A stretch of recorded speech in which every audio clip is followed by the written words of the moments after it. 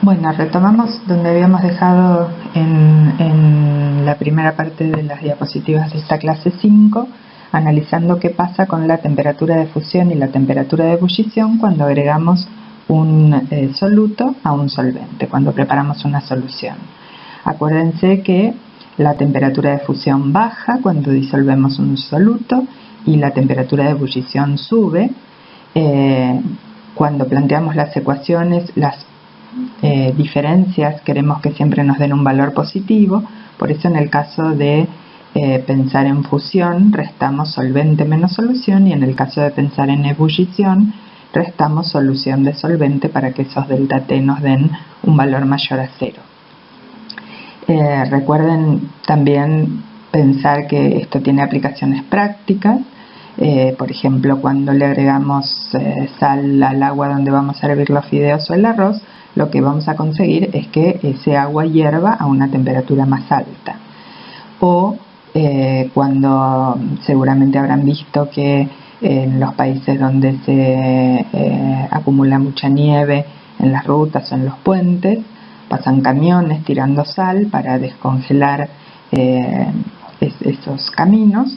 Eso tiene que ver con que entonces al disolver esa sal, la temperatura de fusión del hielo baja y el agua se vuelve líquida, mucho menos peligrosa para el tránsito. Y en esta tabla lo que veíamos es que estas ecuaciones que relacionan esa variación de temperatura con la concentración de soluto disuelto en concentración molal dependen de una constante y que, según vimos en la tabla, esta constante depende del solvente de que estemos hablando. En la mayoría de nuestros ejemplos este solvente va a ser agua, pero teníamos ahí algunos otros valores para comparar. Lo que les quiero mostrar en esta diapositiva es cómo es que esas constantes crioscópica y ebulloscópica dependen del solvente, y en particular para la constante ebulloscópica la relación viene dada por la ecuación de Clapeyron. La ecuación de Clapeyron relaciona dos presiones de vapor a dos temperaturas diferentes. Entonces, como normalmente sabemos que a la temperatura de ebullición la presión de vapor es la presión atmosférica, podemos despejar la presión de vapor a cualquier otra temperatura usando esta relación, donde el delta HV que aparece ahí es la entalpía de vaporización.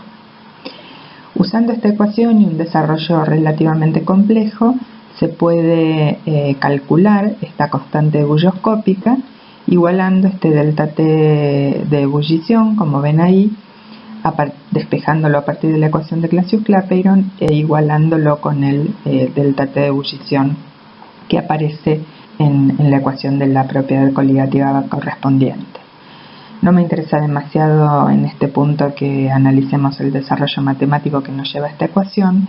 Simplemente lo que me interesa es que vean que esa constante ebulloscópica depende de propiedades del solvente, en particular de su temperatura de ebullición normal y del delta H de vaporización.